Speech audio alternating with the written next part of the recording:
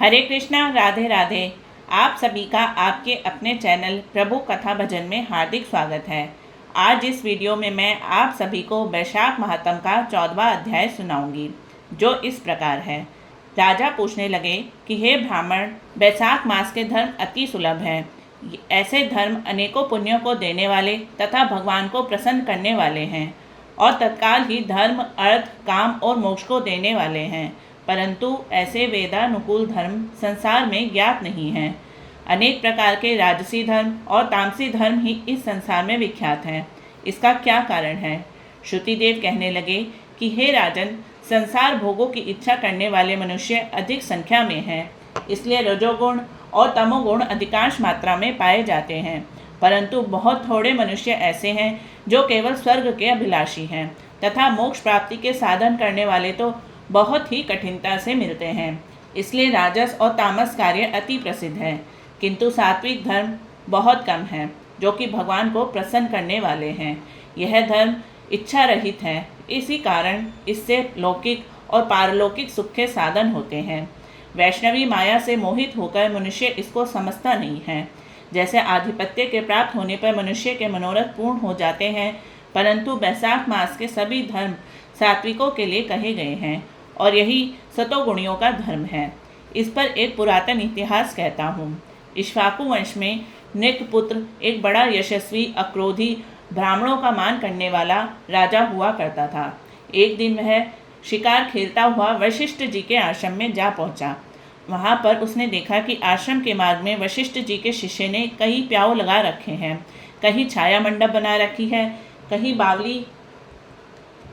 कहीं बावली साफ करवा रहे हैं, कहीं बैठे हुए लोगों पर पंखे से हवा कर रहे हैं, कहीं सुगंधित वस्तुएं और फल बांट रहे हैं, मध्याह्न के समय छत्री दान कर रहे हैं, सायकाल को पीने की वस्तुएं दे रहे हैं, कहीं पान और कहीं कपूर आँखों में लगा रहे हैं, कोई वृक्ष की छाल को स्वच्छ कर उसको ठंडा करने के लिए बालू की मिट्टी बिठा रहे हैं, कोई वृक्षों पर झुला रहे हैं। राजा ने उनसे पूछा कि तुम कौन हो और क्या कर रहे हो? उन्होंने उत्तर दिया कि हम महर्षि वशिष्ठ के शिष्य हैं और उन्हीं की आज्ञा से वैशाख मास के धर्मों को कर रहे हैं।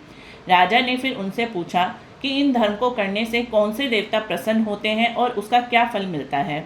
वे कहने लगे कि हे राजन, हम अपनी गुरु की आज्ञा का पालन कर रहे हैं, हमें बताने की आवश्यकता नहीं है, अतः आप हमारे गुरु जी से ये सब बातें पूछ सकते हैं।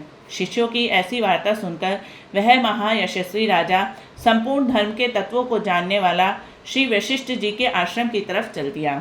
उनका आश्रम विद्या और योग का स्थान था। राजा को अपने आश्रम में आया देखकर ऋषि ने अत्यंत प्रसन्नचित्त होकर साथियों के सहित राजा का अतिथि सत्कार किया। राजा बड़ी प्रसन्नता और नम्रता पूर्वक बैठकर गुरु जी से पूछने लगा कि गुरुदेव, मैं आखेट से थककर आतिथ्य भाव से आपके आश्रम की तरफ आ रहा था, तो मैंने देखा कि आपके शिष्य बहुत सा धार्मिक कार्य कर रहे हैं। इसलिए महाराज, मेरे मन में बड़ी उत्कंठा उत्पन्न हो रही है कि ये सब धर्म के कार्य करने से क्या फल प्राप्त होता है। आप सर्वज्ञ हैं और मेरे गुरु हैं। मेरे मन में बड़ी शंका है, कृपया आप मेरे संदेह को मिटाइए। मैं आपको नमस्कार करता हूँ। वशिष्ठ जी कहने लगे कि राजा, ऐसा प्रतीत होता है कि तुम्हारे पुण्य फलीभूत हो रहे हैं, जो तुम्हारी बुद्धि भगवान की कथा और उनके धर्म के तत्वों को जानने में लगी है। तुम्हारी बुद्धि अत्यंत पवित्र और सुशिक्षित है। जो प्रश्न तुमने किए हैं, हम हर्षपूर्वक इसका वर्णन करते हैं। इसके सुनने मात्र से बहुत से पापों का नाश हो जाता है। जो सब धर्मों को छोड़कर विषय आसक्त हो जाता है, वह भी यदि प्रातःकाल वैशाख का स्नान करे तो भगवान का प्रिय हो जाता है। जिसने धर्म के सब कार्य सांगोपांग किए हो किंतु वैशाख का आदर ना किया हो, तो भगवान उससे दूर ही रहते हैं। जिसने वैशाख मास बिना दान तथा स्नान खो दिया, वह इस कर्म से चांडाल योनि में जन्म लेता है। वैशाख मास में श्रद्धा से भगवान का थोड़ा भी पूजन करता है, वह उसी से प्रसन्न हो जाते हैं। अधिक धन या अधिक परिश्रम वे नहीं देखते। वैशाख मास के धर्म अति सुगम हैं तथा भगवान को प्रसन्न करने के लिए उनमें श्रम भी थोड़ा और व्यय भी अधिक नहीं करना पड़ता। इसलिए जो वैशाख मास के धर्मों को नहीं करता, वह दंडनीय है।